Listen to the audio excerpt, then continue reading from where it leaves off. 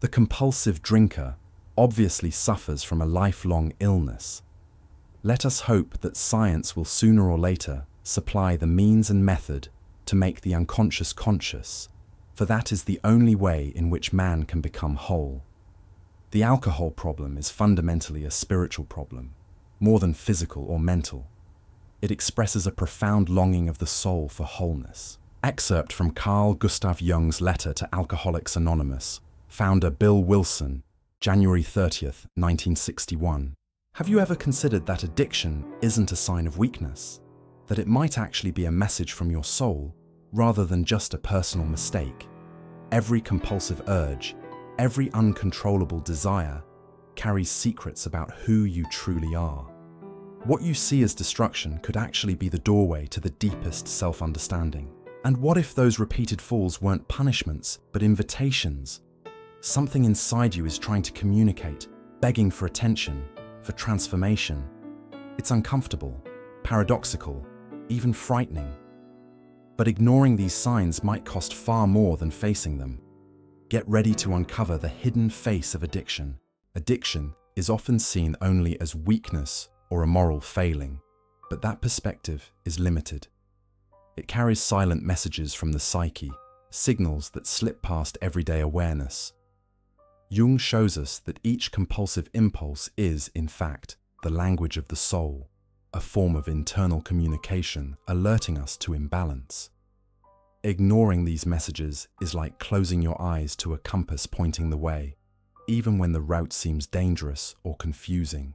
When someone sinks into these repetitive behaviors, they notice that they don't appear out of nowhere. They spring from emotional gaps or unconscious desires. It might be the insatiable need for attention, instant gratification, or escape from pain, expressed in habits the person can't control. Observing closely, each compulsive act becomes a symbol, a fragment of what is being neglected within. Resistance is natural, trying to erase or ignore addiction, but fighting without understanding only deepens suffering. Jung invites us to listen, interpret, and recognize that behind every compulsion lies an untold story, a wound calling for attention. For instance, a person constantly scrolling online may, without realizing, be trying to fill an emotional void or avoid confronting their own feelings. In this way, addiction stops being merely an enemy and becomes a signal for what needs awareness, pointing to areas of life, crying out for consciousness, and paving the way to understand how this cycle can lead to transformation and self-knowledge without blind resistance. Addiction rarely appears as an isolated event. It manifests as a repetitive, almost ritualistic cycle. Desire, fall, guilt, brief relief, and a return to compulsion. Jung noticed that this sequence isn't random. It mirrors the internal conflict the individual hasn't yet understood. Each repetition is a silent invitation to observe patterns, understand the motivations behind behaviors, and identify the wounds being triggered. Often, people try to break the cycle with sheer willpower, believing that resistance alone is enough. Jung warns that resistance without awareness only strengthens addiction, keeping it hidden beneath the psyche's surface. It's like trying to dam a river with your hands. The water finds a way through. Recognizing the pattern, observing without judgment, is the first step toward turning it into a guide instead of a prison. Every relapse, though painful, contains disguised lessons. Someone repeatedly drawn to self-destructive habits may notice that their falls coincide with stress or unaddressed loneliness.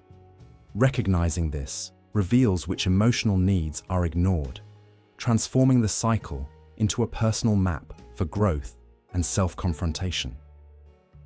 When the individual starts seeing these repetitions as signals rather than failures, the possibility for profound transformation emerges. The addiction cycle, once oppressive, can become a path to self-awareness, guiding the person to necessary encounters with their shadow. And it's precisely in meeting the shadow that the next stage of this inner journey appears, where addiction stops being mere compulsion and becomes a mirror of the soul.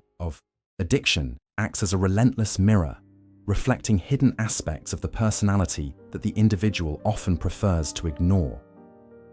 Anger, shame, fear, and repressed desires surface in raw form, revealing inner territories demanding attention. Jung reminds us that this darkness is not an enemy, but an essential part of self-knowledge, and avoiding it only prolongs suffering and the repetition of destructive patterns. Facing one's shadow requires courage, diving into areas that can be deeply uncomfortable. Feelings avoided in daily life, old resentments or denied desires, emerge forcefully during compulsive episodes. Each addictive impulse becomes a direct message. Look at what you're hiding from yourself. Only by acknowledging these hidden parts can true inner transformation begin. Imagine someone who constantly sabotages relationships out of fear of intimacy. Here, addiction serves as an indicator of repeated patterns and unintegrated emotions, forcing confrontation with the shadow and reflection on choices. Jung's man and his symbols helps interpret these symbolic manifestations, revealing what the psyche is trying to communicate. This encounter with the shadow sets the stage for a deeper approach: conscious surrender. When a person realizes that blindly fighting addiction only strengthens its hold, the next step becomes clear. At this point, surrender stops being weakness and becomes a psychologically wise act, opening space for integration and transformation. Many believe that overcoming addiction is purely about willpower, but Jung teaches us that this approach often reinforces the very behavior we're trying to control. Fighting compulsions directly is like trying to hold back a volcano with a bucket of water. The pressure keeps building beneath the surface. True change arises when the individual recognizes the addiction, understands its roots, and surrenders to the process of self-discovery. Conscious surrender doesn't mean passive submission.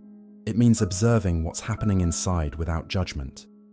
It's about noticing repetitive patterns and accepting that they are part of the soul's symbolic language. Rather than denying the compulsion, the person observes it, understanding that each impulse contains valuable information about repressed desires, old wounds, and unmet needs. For example, someone who constantly turns to food to cope with anxiety may start noticing the triggers behind this behavior. Recognizing these moments without self-blame is an act of surrender, a crucial step in transforming addiction into an opportunity for growth. Deep psychology books and guided meditation practices can support this process, offering tools to observe without being overwhelmed by emotions. When surrender becomes a daily practice, space is created for integration and transformation. It's no longer about superficially eliminating addiction, but about understanding and internal reconciliation. This naturally leads to the next stage, integrating the shadow and repressed desires, where true freedom and emotional balance begin to emerge. Addiction often reflects a silent war within the individual, between conscious desires and unconscious impulses. Jung reminds us that only integrating these aspects resolves this internal conflict, creating a space of harmony and balance.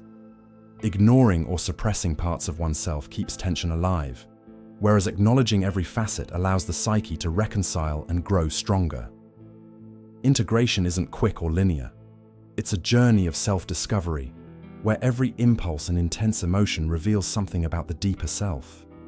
For example, someone experiencing constant anger may realize it stems from old injustices or unmet expectations. Accepting this anger as part of oneself is crucial to dissolving the conflict fueling addiction.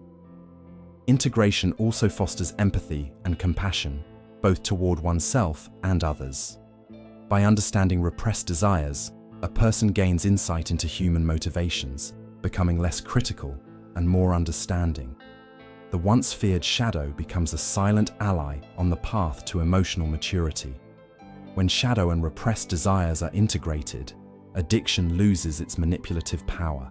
It ceases to dominate and instead signals patterns that have been recognized and assimilated. This reconciliation prepares the next step, acknowledging the soul's insatiable thirst, a drive revealing deep aspirations and the need for personal transcendence.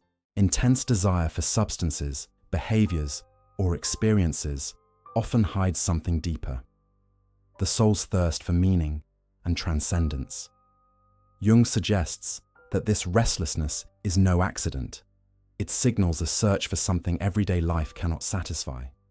Each impulse, each compulsive repetition is a symbolic clue about what's missing in personal and emotional experience.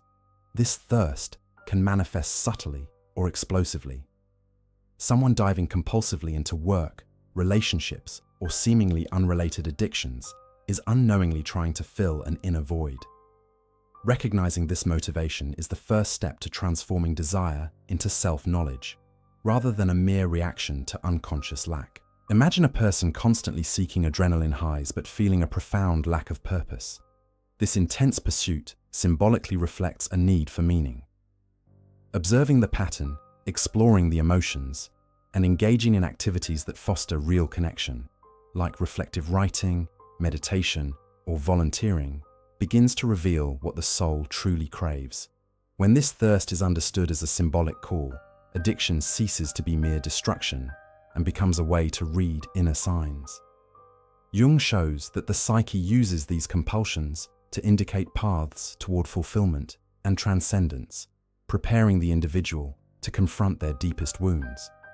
At this point, the next stage emerges: the sacred wound behind addiction, carrying potential for growth and resilience. Behind addiction often lies a deep emotional wound, invisible to others, but rich with transformative potential. Jung teaches us that these pains aren't just suffering, they're doors to inner growth. Every trauma, absence, or rejection can become a source of empathy and self-understanding when approached consciously. The sacred wound shows itself in many forms: loss of a loved one, childhood trauma, rejection, or emotional abandonment. Recognizing these experiences doesn't mean sinking into them, but understanding how they shape behavioral patterns and compulsive impulses. For instance, someone struggling with emotional dependence may realize that their intense need for approval stems from an old wound seeking healing. Transforming pain into learning requires practice and awareness. Reflective writing, therapy, and support groups are effective tools for exploring wounds without getting lost in suffering. Jung suggests that facing these pains with courage builds resilience and the ability to guide others on similar journeys, turning addiction into an opportunity for collective growth. When the wound is acknowledged as sacred and transformative, addiction stops being merely destructive. It becomes part of a symbolic process pointing to personality evolution. This understanding sets the stage for the next step: seeing addiction as a path to the authentic self, leading to integration and wholeness. When addiction is understood and integrated, it ceases to be an enemy and becomes a messenger from the soul. Jung teaches that inner darkness doesn't destroy, but illuminates, revealing hidden aspects of personality and inviting transformation. The individual begins to see that each compulsive impulse highlights neglected areas and parts of the self calling for attention. This journey requires courage and patience, confronting what has been repressed and integrating painful experiences. For instance, someone seeking comfort in food or self-destructive habits might discover hidden talents, desires, and strengths buried beneath compulsions. Meditation, journaling, and guided reflection can make this process conscious and revealing. Addiction then becomes a silent guide, leading the individual to confront their shadow, reconcile internal conflicts, and awaken to wholeness. Jung proposes that integrating these parts allows one to reach the authentic self, recognizing that suffering and repetitive behaviors were not just obstacles, but tools for self-discovery. At the journey's end, addiction stops being purely destructive and becomes an opportunity for profound growth, showing that every aspect of the psyche has its role. By reading the soul's signals correctly, repetitive patterns transform into learning and evolution. This integration gives birth to true inner freedom, preparing the way to apply this knowledge in practical life. When understood, addiction stops being an enemy and becomes a silent teacher. Every compulsive impulse is a chance for self-knowledge, an opportunity to confront the shadow and integrate your true essence. Ask yourself, what signals have you been ignoring? Which wounds still demand attention? Transformation begins not outside, but within, in the corners you've avoided looking. Observe your patterns, reflect on desires and emotions, and allow awareness to guide your choices. Which repeated habits point to something bigger in your life? Which impulses show where the soul still seeks meaning? Now is the time to look with courage and curiosity at what's always been within you. If this content touched something deep, subscribe to the channel and turn on notifications. This way, you'll keep learning how to transform behaviors, integrate the shadow, and awaken to your wholeness. And don't stop here. Another video is waiting on the end screen, ready to help you dive deeper into understanding the psyche and the hidden paths to inner freedom. Don't let these lessons go unnoticed.